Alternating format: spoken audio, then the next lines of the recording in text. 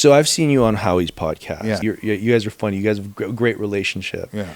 So I'm going to bring up the germaphobe Yeah. of the dynamic of, Yeah. I guess he goes through that. Yeah.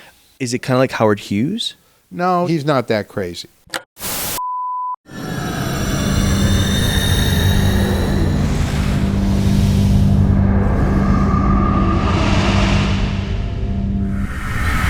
Hello, everyone, and welcome to the Gray Area Podcast. I'm your host, Maximilian Decker, where we cover everything gray in career and in life. And today, our guest is no other than the fantastic comedian, actor, entertainer.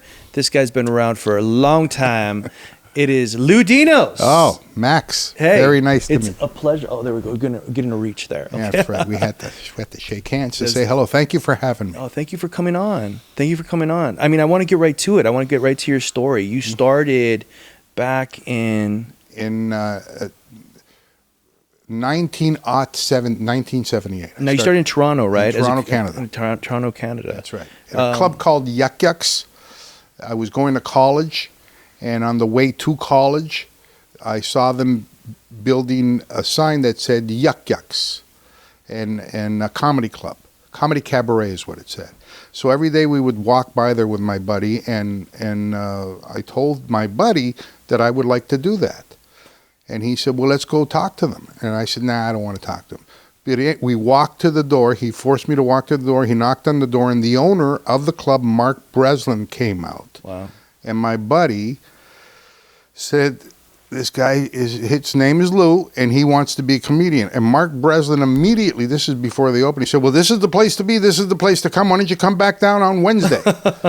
Just like that. And then I went on Wednesday, and I went on stage for the very first time in my life, and I destroyed them. Just destroyed them. I couldn't believe the response that I got. Wait, what did you? Was it like a 2-minute or 5 minute? What they did, they had a regular show, Right. and at the end of the regular show, they had me go on for 5 minutes. Okay.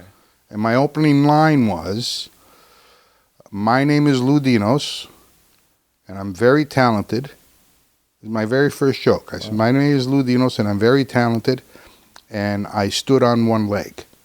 And nobody laughed, and I said, I should have practiced that a little more. And that got a big laugh. And then I did this thing called bowling for diapers, where women in their 9th month of pregnancy would bowl for diapers. Right. And in the case of a tie, whoever did the most sit-ups would win. Just, childish stuff, just adolescent stuff. Right. And they loved it. And then he asked me to come back, and I said, okay. And I started walking out, and I turned around, and I had no idea how comedy is done. I said, same stuff or different stuff? And he said, same stuff. Wow. Had he not said same stuff, I would have wrote different stuff. Wow. And that's, and I did the same set. What were you studying in college? Business administration. So, I mean, I dropped out. Have you? Well, I mean, yeah, you're here now. But what? Have you always done comedy? Have you done other? I was always funny in school, in class. I always got big laughs. In the classroom environment, I was always at my best. So school was your testing ground for your delivery? School was, when I had an audience. Anytime I had an audience, I was able to make everybody laugh and really laugh. And, and that's where I thought I was funny. I never really said I'm funny. That's what I did in front of an audience, was make people laugh. In front of a Have you group. ever wanted to do anything else? I mean, was there ever anything And like then you I did? got into acting. I started studying acting. I was doing stand-up in Toronto. Second City was there, and there was a bunch of acting schools there, and I went and studied at the Playhouse. It was a branch of the New York Playhouse. Yeah. In Toronto. I studied a little bit there. I've been studying acting off and on for like 30 years. What's your play? What's your favorite play? What was it? It was with Arthur Miller. Orphans. Orphans. Yeah. A great play. Yeah, I did Orphans. Oh my God. Yeah. So what do you think that you bring with comedy to the drama, or do you even approach it different, or what do you do when you're It's just me, but not trying to get a laugh. It's just me, but the intention is not to get a laugh. The intention is more to let people know how I'm feeling. I was good at that too, but there was a conflict because I would have these opportunities acting, but I remember I had an opportunity, but I got the Montreal Comedy Festival at the same time, so I said no to the opportunity in acting, and I went to do Montreal. And, you know, it just, it's all choices, right? Life is choices. But I mean, so that's how you started, right? So when was the point where you're like, oh, wow, this is becoming a professional career for me. This is the big leagues, kind of. There was never real big leagues for me, but after about 3-4 years of doing it and going on the road and living that life, it became my life, right? It's what I was doing. And then I would remember, you know, driving everywhere on the road, just going everywhere by car, and it's a hard way to live, right? How much were you getting paid per gig? Well, there would be weekly gigs and one-nighters, and the one-nighters paid maybe $150 or $200 a night, but you would be in one town on Tuesday, you'd have to drive to the next town on Wednesday. It was a lot of work to make. And then I got married in 1990, and we both went on the road for 5 years. I took her with comedian. No. Oh. No. She just loved that life. She just loved that life. She was like, let me go with you. She loved it. You know, we would go all over. We did a lot of the South and the East Coast, and I had enough of it. And then we were in Montreal. I was doing a club in Montreal, and I said, let's go to L.A. And we drove from Montreal to Los Angeles. Like it took us 3 days in the wintertime through the mountains. It was, I don't know how we did it, but we ended up doing it and moved here in about 95 the second time. The first time was 87. When I moved here in 87, I was connected with Howie, and he blew up from St. Elsewhere. I don't know if you remember a show called... So Howie Mandel. You're talking about Howie Mandel. St. Elsewhere was huge, and he was a big star in St. Elsewhere, and he started doing theaters. I did that first 3 or 4 years with Howie. I did Carnegie Hall and Radio City Music Hall, all the big theaters. And what's your favorite location that you've performed at? Is there a favorite location, or is it just all the same to you? Well, I think at that time my stuff resonated more with an East Coast audience. The middle of the country took a little. They needed to get used to me a little bit. That was a little bit of an anomaly to them. They didn't quite understand it. And by the way, in those days, it wasn't everywhere like it is now. It was an event to see a comedian. And if you went to small towns, they would just go crazy. What about, have you ever dealt with joke stealing? I mean, that's a big thing. That's been around for a while too, because, you know, there's been explosive things online. I did. Have been stolen from? I have a friend that was part of the Montreal Comedy Festival who would travel all over the country and all over the world to find talent. And he got to Australia, and he came back, and I did a little cut of an album. I had to have me on this album. And he came back, and he said there was a guy in Australia that was doing my typing, but I used to do this bit about typing, word for word, verbatim. Wow. And, you know, and he went up and told him that that's somebody else's bit, because he just pulled it right off of the album. And it happens. This stuff happens.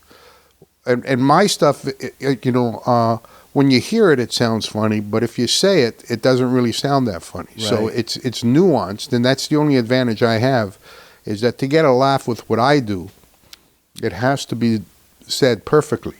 Right. And it sounds funny, but when you see it on paper, it's not necessarily that funny. So that's my advantage. Well, you know, it's funny because I saw Brian Callen. There's a comedy spot up in Universal City. I forgot the name of the comedy club. But he was there. I believe Jamie Kennedy was putting it on. And it was Brian Callen and Carlos Mencia were both on. And I thought Brian Callen was ridiculously funny. And then I heard Carlos Mencia, and then I was like, wow, this guy's really funny. But as he was doing his bit, he was on Twitter saying how bad his life was and how people hated him because of that. The stealing. And I was like, but he's so funny doing it. To me as an actor, it's kind of like, well, you know. It doesn't work that way because it's not easy to write a good joke, right? Right. It's very difficult to write a good joke. To write a hit. And then to perform that joke. And then it becomes part of your act. It's just not it's just not right for somebody to take it and think that they should do it. But the thing is, hasn't it been happening back Forever. when late night? And so there's been people that have built careers and still have careers now that have been accused of Robin that. Williams was accused of a lot of borrowing, but Robin Williams didn't. Robin Williams absorbed everything he saw. Right. And then if somebody said something and it triggered a funny line that he heard, he would say it, not realizing that he was saying somebody else's line, until the comic went up to him and said, "You did my line." And then he would write him a check. Do you also think that there's a bit of ego in a sense where, like, if somebody's like, "Well, I'm better at you than this joke," or where Robin was like, "Oh, is that your joke? Let me write you a check." Mm-hmm. Do you think that becomes, what's redeemable? That's irrelevant. Right. What you're saying, I think, is I deserve to take that joke because I'm better at comedy than you are. Or better at the delivery, or would you say it's delivery or charisma? It's everything. You sell a persona. Right. You have a persona on stage. Mine happens to be that I'm not the brightest guy on the planet, Right. and I don't mind that. I play a relative idiot that thinks he's smart. So it's persona, it's charisma. Charisma you really can't manufacture. There's a lot going into it, just like a character in a play, right? There's a lot going into it. And if you're honest to what you're saying, even if what you're saying has no truth, if you're honest about it, there's truth. When do you think was the moment that people were like, "Oh, we can't steal anymore"? Like, was there a moment in your business where they're like, "Yeah, we can't"? Was it because video cameras came into the Laugh Act? No. What was maybe I think that people still steal. Really? Who knows if somebody's stealing my stuff? I try to put something on Instagram every day. Somebody may be doing that somewhere in the country or in the world. Who knows? But to the effect of, like, getting called out. Well, that's different. If they're going to get called out, Because people have almost gotten fights at comedy stores. Yeah. Like, people have almost thrown down, Yeah, being like, and they "You are a have. joke thief." yeah, And they are. Well, Joe Rogan and Mencia, actually. Mencia That was I thought that might have been the viral moment that people were like, "We're not going to do this anymore." maybe that brought it to the forefront, and people know when they're stealing. There's nobody that's doing somebody else's joke that doesn't know it's somebody else's joke.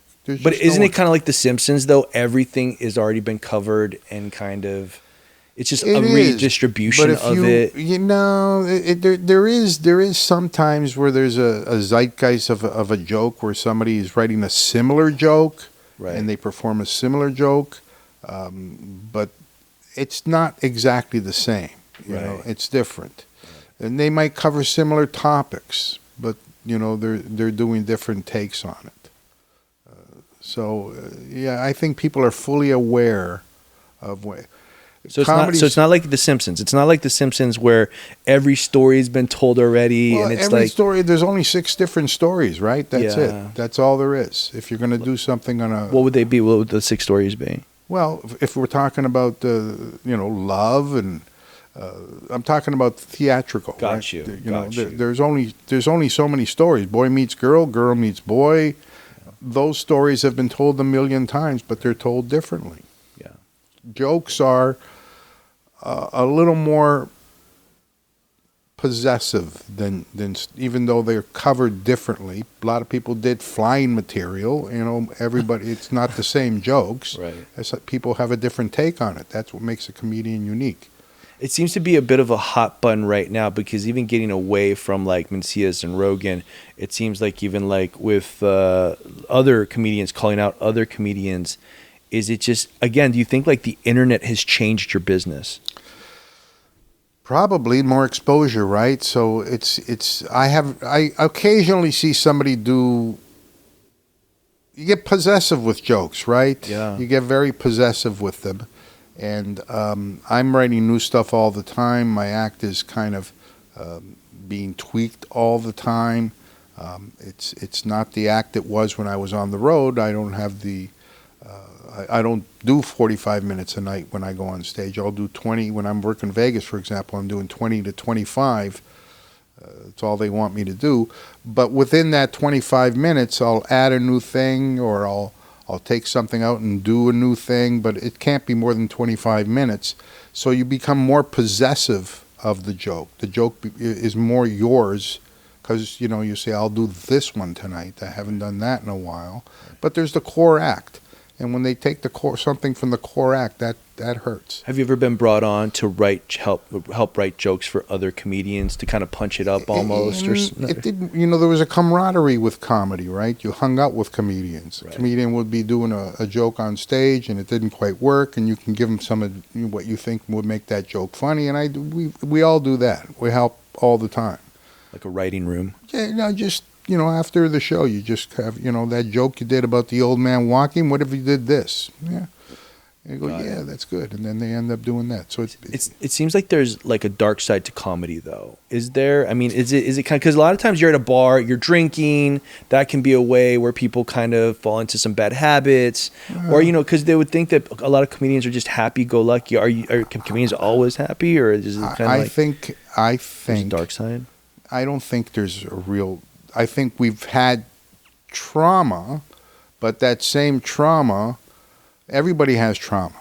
I believe everything in life is traumatic, right? Right. And there's some horrible trauma, and there could be similar trauma between a comedian and a serial killer.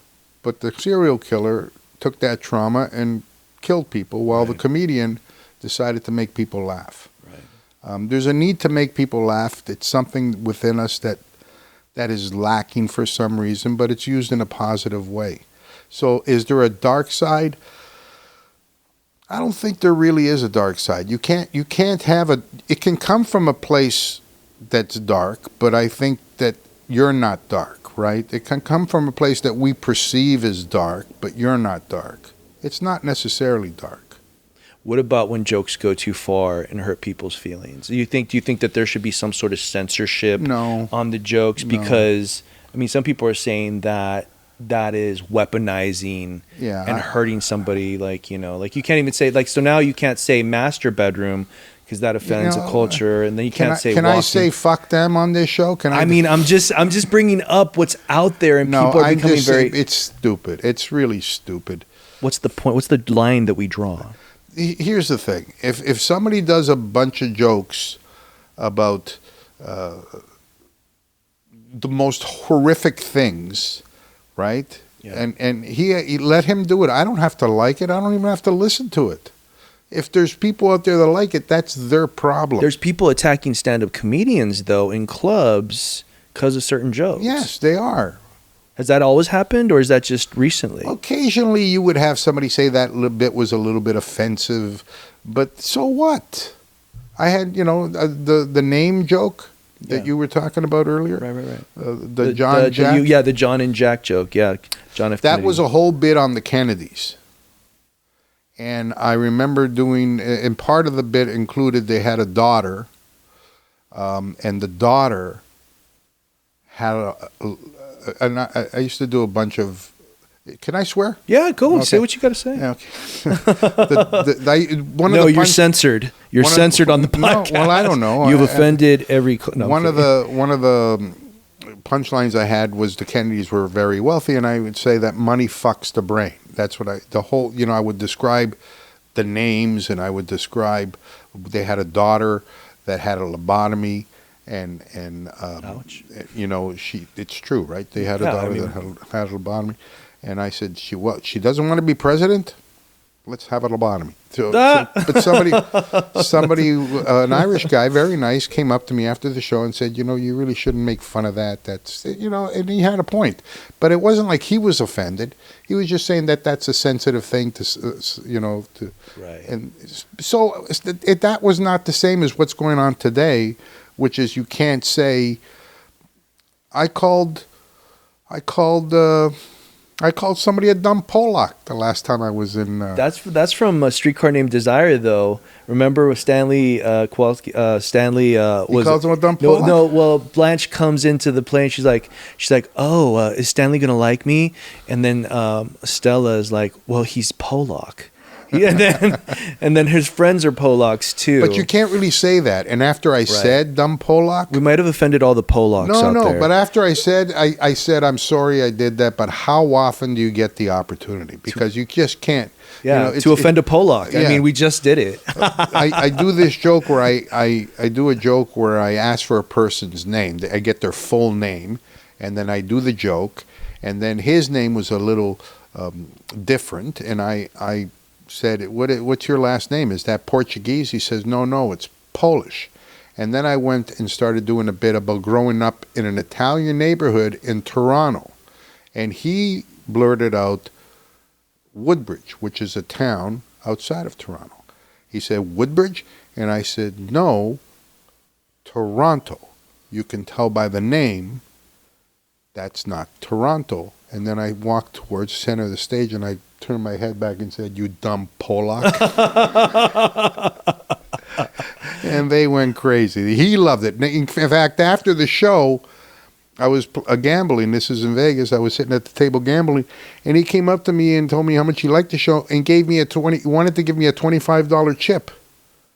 And I said, no, man, don't worry about it. I'm glad you enjoyed it. He loved the show, and he wanted to show that he wasn't offended, I guess. Yeah. But I don't take that. Do you think that COVID had something to do with this maybe? Because maybe before COVID... COVID had something to do with everything. This podcast is a result of COVID.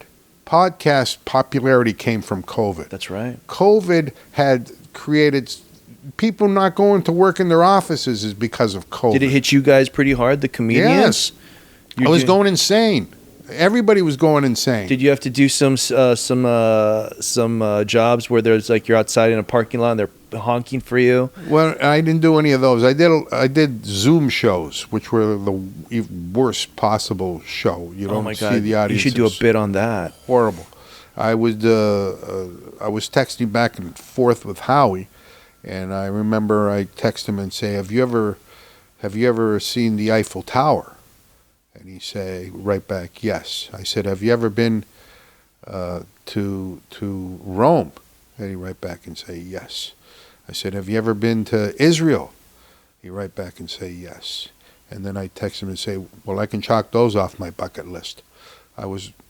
My bucket list, I was living vicariously through other people. If they did something, I would take it off my bucket list because that's close enough. But I mean, it was like that kind of insanity that you were going through just... You know, I was literally watching my hair grow. It was driving me crazy. COVID was driving me crazy. Look, I mean, do you think that pushed more sensitivity onto people that had to deal with, because I mean, a lot of people had to be with their family for a whole year. It was horrible. That's a good joke. We had to be with your family for a year. That's horrible. That they had to deal with that. And they couldn't see part of their family. Yeah, that's true. If you had an older parent, and they were in an old age home, you couldn't visit them. Yeah. It was horrible. Some people had to watch their family die outside of a window. It's just disgusting. The choices they made, I just didn't like. I didn't mind having to stay at home. I like staying at home. But when I'm told I have to, that bothers me, right? I don't like to be told... If when I was a kid and I was going to get my hair cut and somebody saw me on the way to get my hair cut and said, you should get a haircut, I'd turn around and go right back home again. I didn't want somebody telling me when to get my hair cut. That is the duality, isn't it? It's that we're going through this crisis, or it seems there is a crisis. It seems there is a crisis. And then people are telling us what our freedoms are to save other people. So it's like, is it... I think the initial intention was based on protecting people, but it was intoxicating, right? They had all this power all of a sudden. There was control introduced. Yeah, that's right. So their intention no longer mattered. They loved the power. They loved the ability of telling people what they should do and what they shouldn't do. But that was a moment for comedians because a lot of the times people weren't able to say what was on their mind, but comedians were starting to say what was on their mind, what other people couldn't say. Yeah. And it seemed as though that the censorship came at that point to try to stop. Did it come at that point? I don't know. But comedians have always said what was on their mind. And comedians know instinctively when they go over the line. And Sam Kinison used to go over the line all the time. If you could go straight to hell for words alone, Right. Sam Kinison, I've heard him say the most disgusting, disturbing sentences. More than Andrew Dice Clay? Beyond Andrew Dice Clay. Just worthy of how the fuck... I couldn't believe the stuff. Was this at the Comedy Store? Or everywhere. Was it, so you guys were all okay. Yeah, I mean, I saw him at Comedy Store. I saw him in a lot of clubs. And he would say these most disturbing things. So you were at the club when there was like Pryor, Dangerfield. Well, I was doing comedy during that time. I remember seeing Dangerfield, and I remember seeing... I never got to see Pryor, but I did Sam, of course. Kennison, he knew me. I wasn't great friends with Sam, but he was gave me advice when I moved out here. Oh, wow. He was a unique guy, and people thought he was hilarious. But So do you think that Kinnison would have been a mask guy or a vax guy, or he wouldn't have worn the mask? Really? No. He'd be like, "Fuck you!" Yeah, that's right. That's his thing, wasn't it? Yeah. Okay. So did you sanitize your groceries? Did you ever catch that part of it? There was the initial part, right? Purell on the doorknob, everything, germaphobe, all that stuff. So you did buy into it a little bit. Yeah, you were a little bit of a initial germaphobe part, because we put plastic down because you were coming. Just the FYI. initial part of COVID, I remember wiping down plastic bags, bringing them back from the grocery store. You were wiping down the plastic bags. Well, of the my groceries. wife was. Okay, but, your but wife. But the point was that we didn't know. Nobody really knew enough about it. They terrified you regarding it, so you didn't know. I never got it, but I do know this. People that got multiple vaxes, and I got 2 of them, just the first 2. Right. And I thought, people travel to Africa every year and they get a bunch of vaccines. This is just another vaccine that, it's not a big deal. But those that had more than 2, those that had booster upon booster, those people got more sick in my life that I know than anybody that never got the vaccine. My mom took the vaccine, and 3 months later she had a stroke. Oh my God. And now she can't function. Like, we have her in a rehabilitation center. Is it directly related to the vaccine? I'm not going to say that, but I'm just going to say my mom was fit before, and then 3 months later, she needs to be, fed. I know. So, that's terrible. Yeah. So that's no, I mean, it's. I understand what you're saying though, because there's a part that you want to make an accusation, but then there's a part that's like. But you can assess it, right? I have a friend that has heart palpitations now. Right. He said, I was fine before COVID. I never had this issue before COVID. Yeah. And he's taken 5 vaccines. Yeah. And now I have this issue. And there was a group of people, and people don't know this, but in Los Angeles, there were a group of people that had fake cards. That was something that was going on too. Like the vaccine cards? The vaccine cards, yeah. There was a lot of fake vaccine cards. So that you're saying that those that didn't get the vaccine created the there issue? was doctors that did that, yeah. From what I was told from some people. I don't think you should have taken the vaccine if you don't want to take the vaccine. But then hold on, because some people weren't letting you work unless you had the vaccine card. You had to. Yeah. Right. And so there was that point. Do you think this is a setup for something that's coming in 2030? That's just a conspiracy theory that I need to lean into, because all of my conspiracy theories have become true. I just think that the power and the control is so intoxicating. Right. And they have figured out how to benefit from that kind of power and control, that I wouldn't put it past them considering it as an option for more power and control.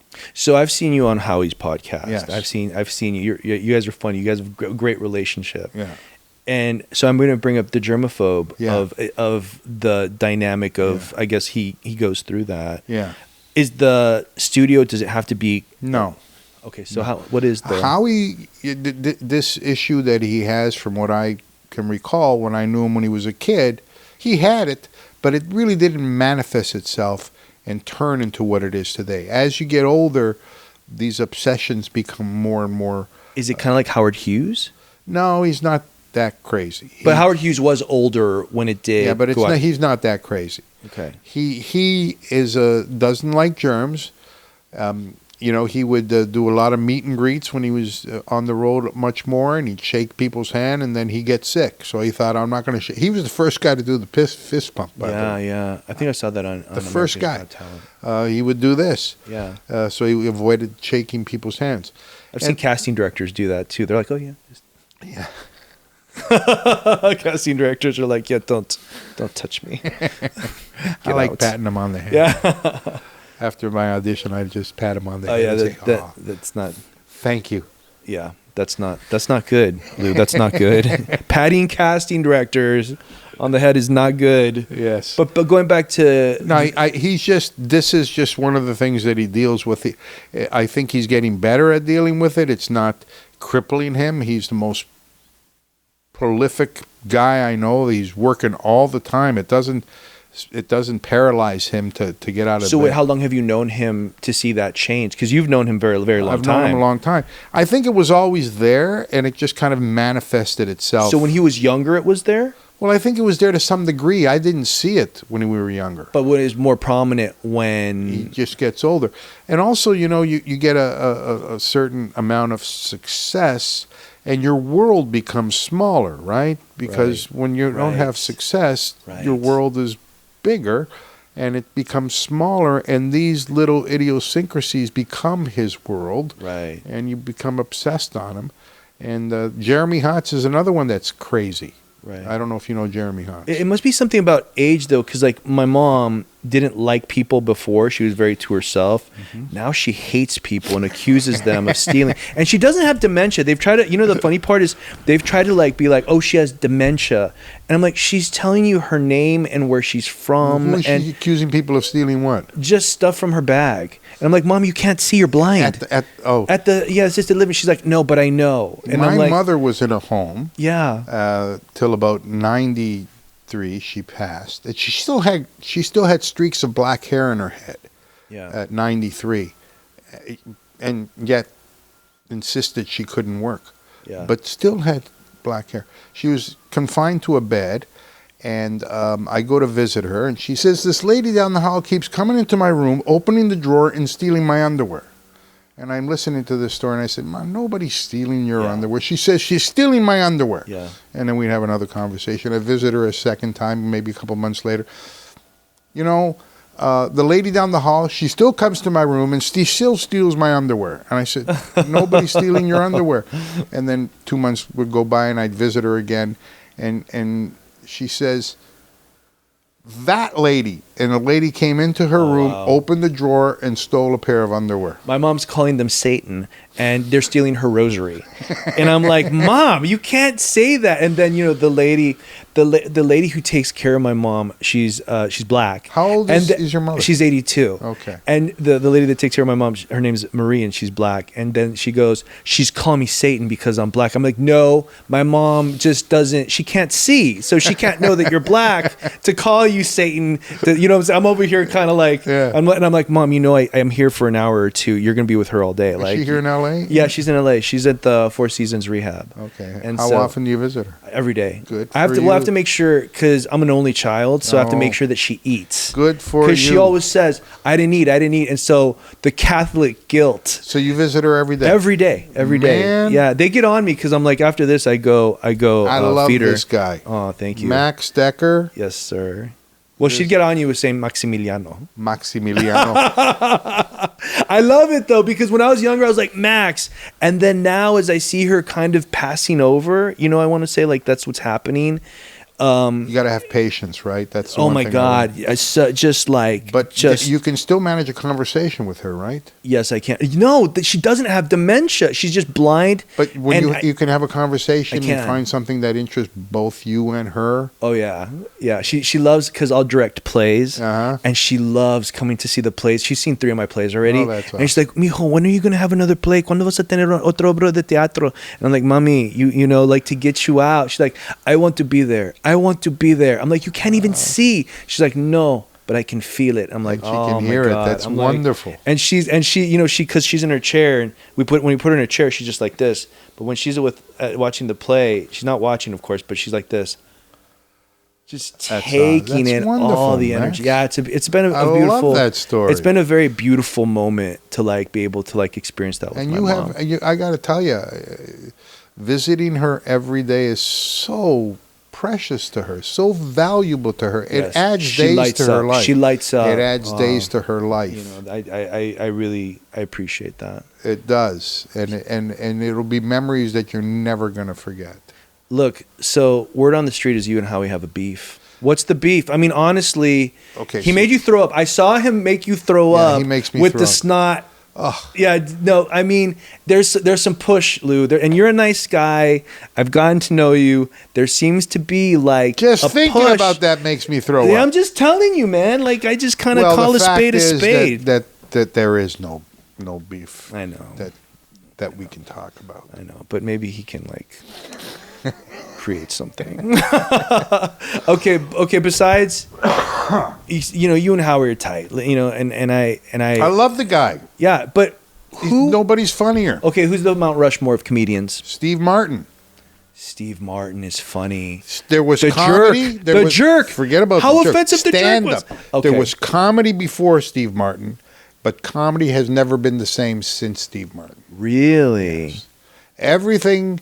I always feel that when I write a great joke, it's the joke that Steve Martin never took the time to write. That's Right. how I compliment my I joke. like his motto too. You have to be so good, undeniably good, that they can't say no. There's truth to that too. But he was, to me, he kind of defined comedy. Comedy had no real limitations after Steve Martin. If you thought it was funny, that was the whole point of Steve Martin. If you thought it was funny, it was funny. Okay, so Steve Martin. Who else? Who else is on the Mount Richard Rushmore? Pryor. Steve Martin, as far as the silliness of it, and nobody told the story better than Richard Pryor. Well, Richard Pryor called out Bill Cosby a lot earlier when he said that line in his comedy. He goes, I told Bill to have a Coke and shut the fuck up. I was like, that's raw. That's so raw. But those are the two guys. Yeah. Steve Martin, in my opinion. So just those two? There's nobody else? There's nobody else. Chappelle? They say Chappelle's the GOAT. Chappelle's great. There's nobody right now. He's as good as it gets. But Chappelle is Richard Pryor. So it comes from Richard Pryor. Yeah. How do you feel about when there's a famous person that's not that funny? Oh, that's a lot. There's a lot of that going on. Why do you think that is? Do you think that it's just kind of become Because a of popular? the internet, the internet. popularity, Yeah. and they'll do things, and the huge popularity, and nobody's ever heard of them, or they have heard of them. there's one guy, Matt Rife. Matt, I know Matt. Matt, I've shot some stuff with Matt. Have you? Yeah, I've So directed him in a apparently, couple Matt things. Rife, when he does his act, plays with the audience. Yeah, he does that interaction, that roasting. Yeah. Yeah.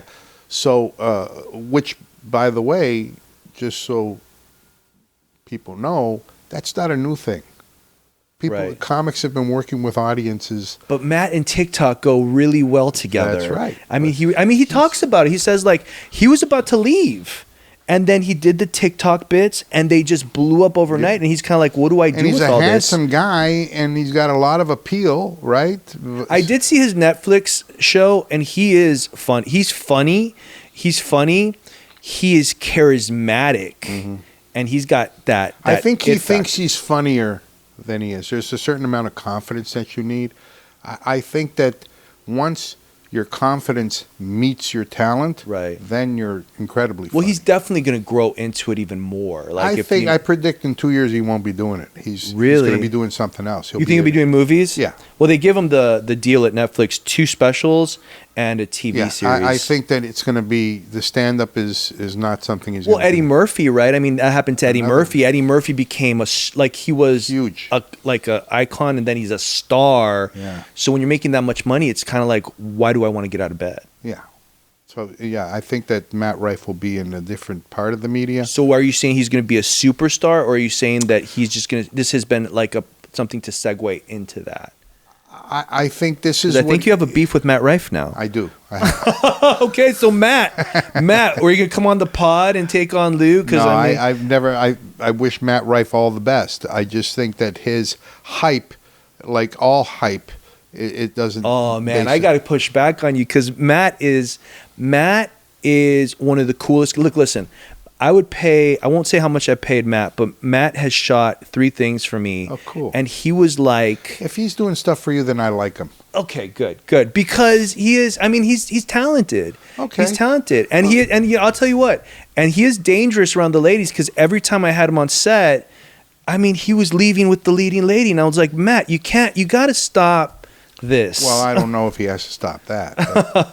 That's when you're in your 20s. What is he, 20? He's how old is Matt Rife? Is he like what, 20? I think he's like 27. If you're in your 20s and I don't see a problem with what you just described. Yeah, that's one of the best things about. But he's always gone for older because he was with Kate Beckinsale first. Oh, I believe. Oh my God, I'm like doing tea. Sorry, Matt, I'm not putting you out there, but let's go to Comedy Store, Laugh Factory. To me, that's kind of like Lakers Clippers. Okay. Who's the Lakers? Who's the Clippers? Well, the Comedy Store used to be the place. The Comedy Store had a lot of the biggest stars, and the Laugh Factory, which was literally down the street from it, was struggling. And the Laugh Factory. Jamie Masato owned the Laugh Factory, still does. Mitzi used to own the Comedy Store. Now her family does. Jamie was struggling, but then he got a foothold, and now the Laugh Factory has the brand. The Comedy Store doesn't have the same. But the Comedy Store has banned a lot of comedians, haven't they? Have they? I don't know. I know they banned. I thought they kicked out Rogan. Because of the Mencia thing. Oh, I don't know. Well, Rogan doesn't need them. He opened his own comedy store in Texas. That's right.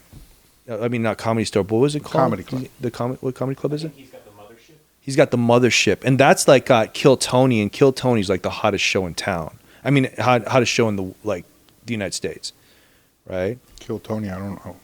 Kill Tony. Oh my God, that's what's the name of that comedian? It's Tony. Of course, it's Tony. Sorry, yeah, roast me for that, guys.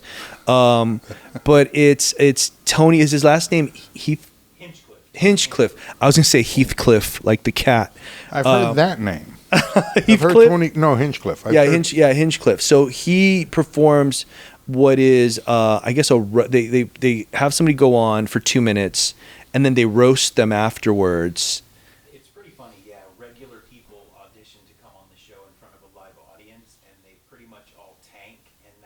Well, one of my old students was on his show and they roasted him because I remember my old student, he was like, I want to be a stand-up comedian. I was like, I don't think you got that. And then I was very honest. And then he went on Kill Tony and they said that to him too. But then he brought his girlfriend who was also very talented. And when we were working together, I was like, I think she's got a shot.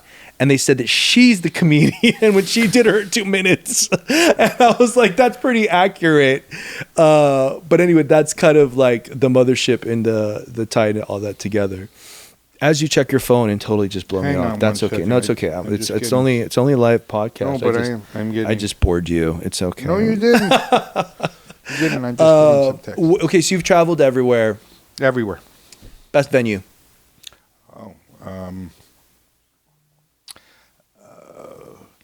There's theaters, right? The most terrifying venue was, of course, Carnegie Hall. Oh, wow. When I worked with Howie and did Carnegie Hall. That was the most stressful thing for me because you just hear how, Carnegie Hall, it's like the most impressive venue that anybody, how do you get to Carnegie Hall? Practice, that old joke, right? Yeah.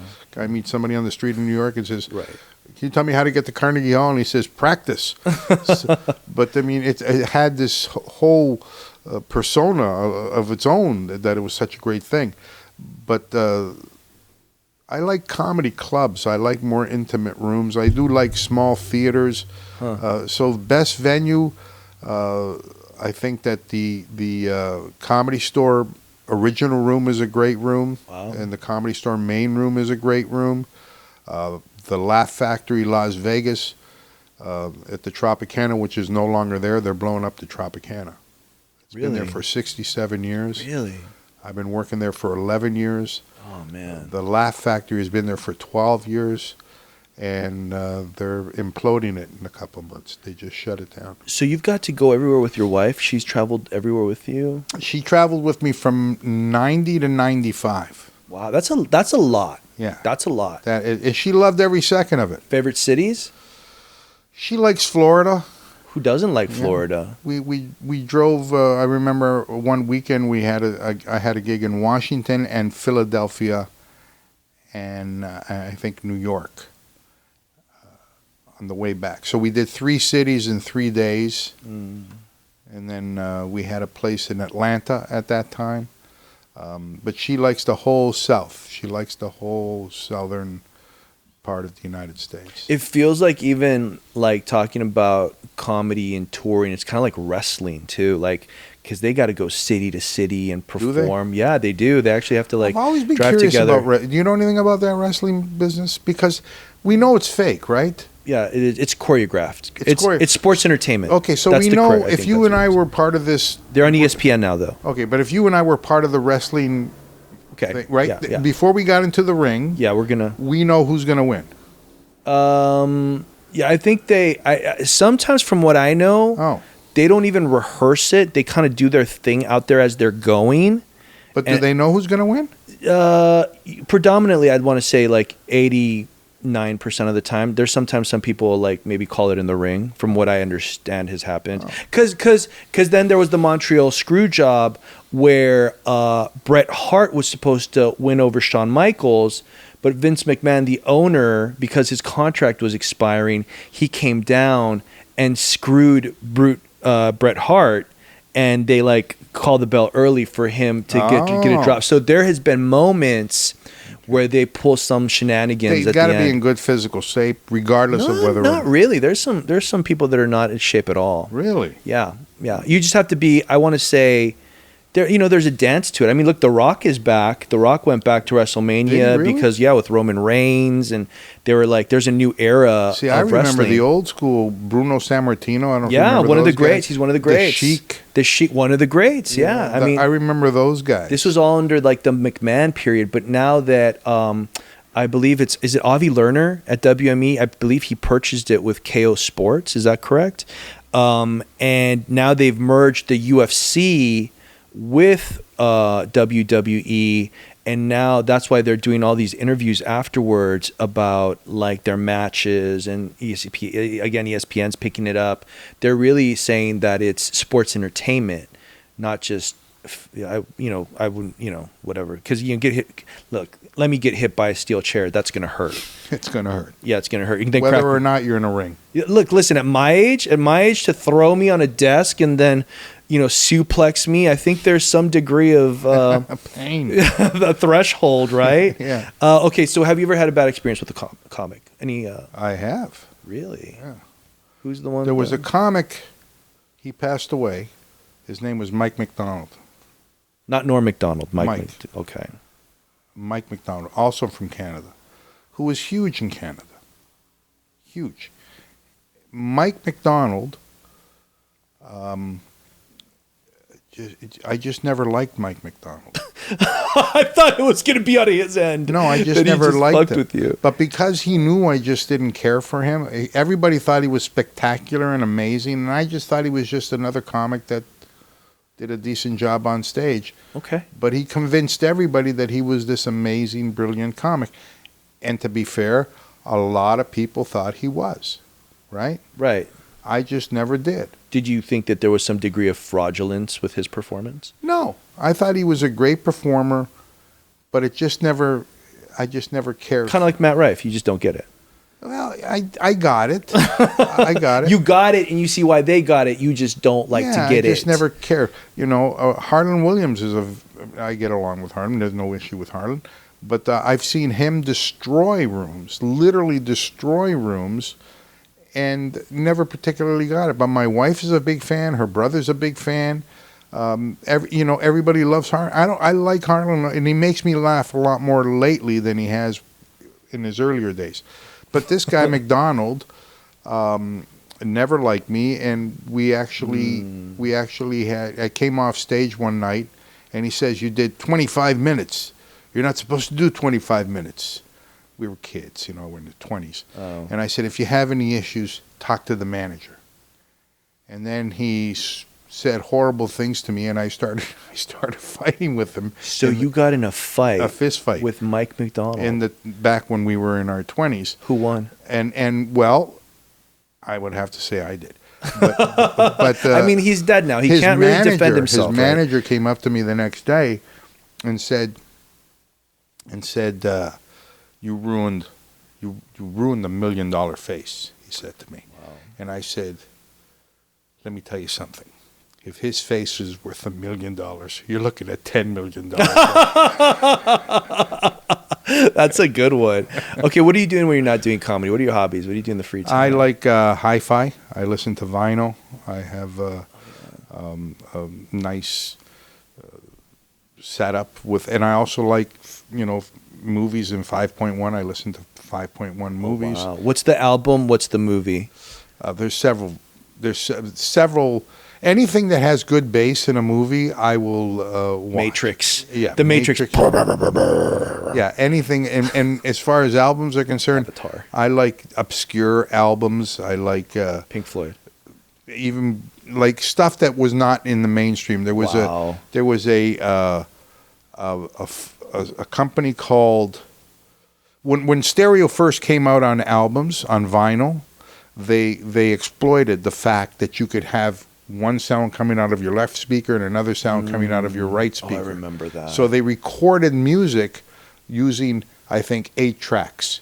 And it was a big marketing tool, right? But when you listen to it, it's really cool because you can hear them deliberately making the harmonica come out of the left side and the guitar coming out of the right side. Oh, wow. And the saxophone coming. But then there's mono as well. If you listen to old Sinatra, everything he did was in mono, not in stereo. So Sinatra's voice is right in the center of the room. Oh, wow. And you can actually see the instruments, hear them behind him. So there's a real vinyl to me is the way to go. And so I you like didn't answer the question though. What is the band that you would listen to? Obviously, you're a Sinatra I gotta fan. tell you, I used to love the Beatles, and I remember, and then one day I decided to seriously listen to the White Album. It's the biggest piece of shit on the planet, the White Album. Oh my God! You totally went into another direction. It's horrible. So I'll take the Stones. So now I'll take early Stones. You got a beef with the Beatles. You got a beef with Harley. You got a beef with Rife. It's like Jesus. No, I'll take the Stones. Howie, you're gonna have to get this guy into control. He's like, I take the he's Stones. like ready to tear off. I take the Stones over the Beatles any day. What song? Anything from "Start Me Up" and Got to start me. Yeah, up. that's right. Earlier stuff. You never stop. And then I stream a lot of music. So I mean, my hobby is I enjoy being entertained. So we're gonna go totally left right now. Aliens. Are they real? And are they binary? And are they only to scientific? Like they only go with science? I think those are the gray. I don't aliens. believe they're real. Really? Yeah, I don't. Is it because there's lie in the middle of aliens? No. Then why would that be? Because there's lie in the middle of aliens, but that's a good reason. Gary 33 brings that up. Says you can't believe in aliens because there's lie. No, I just don't believe in it. I think that if they were real, Really? we would have seen them by now. They ask Elon Musk, and he says, I spent a lot of time dealing with that part of the atmosphere, and I've never seen one. Or it's the biggest cover-up in human history. It's not. If there was there's so much being discussed about them that if there was something real. Okay, so then explain the pyramids. The pyramids, you have to trust the Bible on the pyramids. Oh, so you think it? Okay, so you're going in a more biblical sense of you believe in God. Yeah, I do. I do too. Yeah, and I do too. And so, do you think that God is so powerful that it would be alien to us? His power, is alien to us. Like it's just so grand. Yes. It's so the only way some people could describe it. Yes, like that's a given. If you believe in God, you believe that His power is amazing. He made this beautiful view If you want No, I mean I'm looking at it right now, and it's, So I mean, if you believe in God, then that's what you believe. yeah. It's not there. There's no limitations to His power. And if you do believe in God, you can't not believe and have faith when things aren't working out because God's behind the plan, right? That's right. So if there's aliens, it's not that because I believe in God, I don't believe that there's aliens, right? Right. I think there could be both. Because two can be true. But I don't think there are aliens. Okay. That's my opinion. Okay. Fun one. This is a fun. Okay, so I got to really read this one because Josh has been like on me for like I don't know how many hours to ask you this question. Oh. Okay, so Josh, how's it go? You want it's written out. Fun one. Here we go. How many times do you use a bath towel before wash? I'm used to living in hotels. So which means that I'll take a shower, and when I'm finished drying myself, I'll throw the towel on the floor, and the next time I take a shower, I get a brand new towel. Okay. So the answer to the question one, and I've carried that into my life.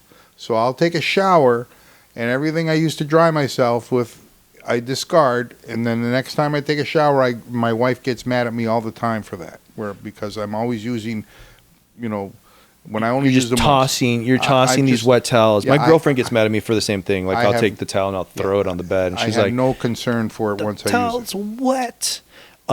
Okay, so he wants to know about the toothbrush too. Okay, so when you do toothbrush, Very inquisitive do you man, do this water? Do you do No. toothpaste back water? Do you what do you? I just use. I like the bristles to be a little crispier, a little tougher, a little stiffer. Yeah. So I don't put any water on the toothpaste. The hard. I just hard have scrub. it hard.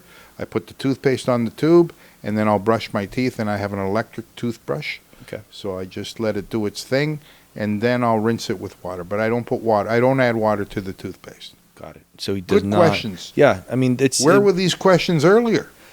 Listen, I wasn't in charge. I was in charge earlier. Sorry. Okay, so have you seen the show? Is it Cake? I have seen episodes. All right, so they're going to pull up. This has been what they think is fun for you guys, for us to look at. So let's go ahead and fall trap to it looking like, or us thinking it's cake and not. So, okay, we're going to react to this. Lou, is that cake or is that not cake? That's not cake. That's not cake. I'm going to go it's cake. No. Not cake. He won. Oh, okay, is that one cake or not cake? That's cake. That's not cake. It's cake. He won it again. All right. See what I'm doing? Do you see what I'm doing? Mm-hmm. Cake. I'll go not cake. Not cake. It's cake. Was that Wait. cake? Was it? What the? What, hold Was on. that cake, the Was it last cake or was it not cake? It was cake. It Yeah. was cake. Yeah. Okay, so I am 0-3. All right. This one is. Wow, that looks really good if it's cake. Yeah, that's not cake. Okay, so I'm gonna go. It's not cake. Wow, that's cake. Cake. It's official. I am a loser, baby. So why don't you? What song is Shoot that? me. Yeah, go ahead. I think that one is cake. Not cake. Yeah. Not okay. cake. I got one. What is that? I don't know, but there was a hand last time, and it seemed like the hand was cake. Not cake. That's cake. Not cake. It's not cake. It's better if I don't even participate. This is so much fun. Oh my God! It's like just happening. Just keep on going. Keep it going. We don't even have to answer. Just keep on watching it. We It's see like- why you guys watch it's it like home. we're watching the show. It's like we're Is it watching the cake? show. It's better ratings for us. Oh Jesus. It's like that. Okay. Let's stop this. This is All right, that's good. this is disgusting now. Yeah. Well, let's just see the carrot. Wait, who's the host is Mikey Day, isn't he? The host is Mikey Day. I'm not sure who the host is. I think it's Mikey Day. I thought he was a comedian also. Yes, you're right. Have you ever? No. Yeah, me neither. I think he was on SNL and Wild and Out. All right, so staple as always. We wrap the gray area with a tough question. Okay, this is the toughest one. What is your pet peeve? I love driving. I love relaxing. It relaxes me. But when somebody cuts me off, Oh, it's Josh. That That's bothers Josh me. too. Josh. and when that Josh, happens you don't to like me, that too, dude. but what I do when that happens is I roll my window down, and I yell really loud, "Hut no!" really loud. Hut no. Hut no. Hut no. Hut no. No. Hut no. Because if I yelled, "Get out of the way, you stupid jerk," by the time he heard me, it would sound like "Hut no." It's funny. What is yours? Maybe it'll trigger something. Wow, my pet peeve. I really try to have patience. I practice. I have to have patience because with With what I'm your going mother. through with what I'm going through with my mom. Yeah. When people change not change. When people move the goalpost, meaning like you said this was the problem. Now this- we've had the conversation. I don't want to say I won the conversation, but you see my point of view in the conversation. So now this and is now we're talking about another set of things, and you're moving the goalpost to have the edge over me. Yeah. That does start to. Yeah, that's annoying at best. And then I find narcissism at its true Machiavellian state.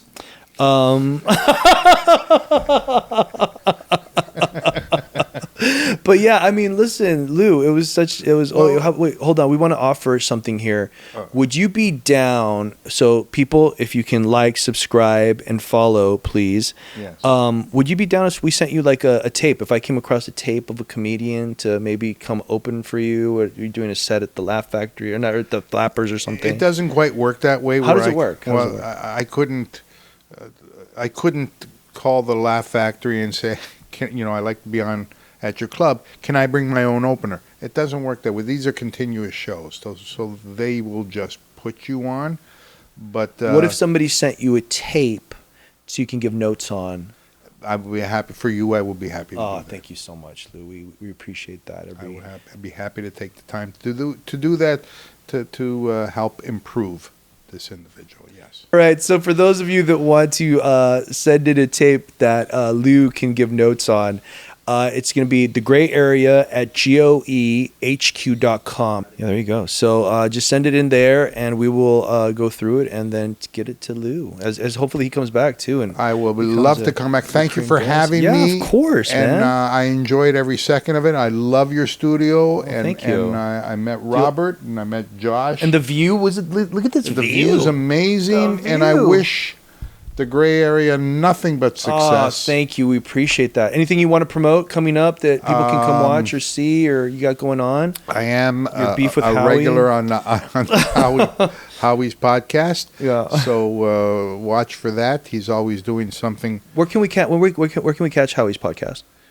Wherever you see a podcast. It's, YouTube. He's on YouTube. Yeah, so- everywhere. YouTube. It's called Howie Mandel does stuff with his lovely daughter Jackie, and so I'm occasionally, regularly on that.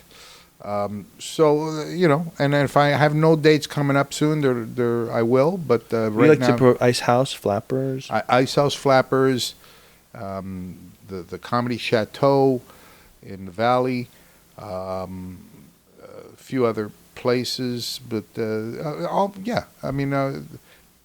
nothing coming up soon. As soon as something does, I will. And I want to say I saw your channel, and I subscribed. Oh, you did? I did. What I was got it you. called? The Essential. I don't know, but it's you put in Lou Dinos, Yeah. and it comes up right away. All your stand up. Oh, all that stuff. Okay. Yeah. Okay. All right. Yeah, but Well, thank you, Max. I wish you your so mother much. the very best. Thank you. God bless her, and God bless you for visiting her every day. Yes. So before I wish I could visit my mother every day. Oh man, thank you. She owed me $10. Everyone, thank you for tuning in again for another episode here at the Gray Area, and hopefully we'll catch you again soon.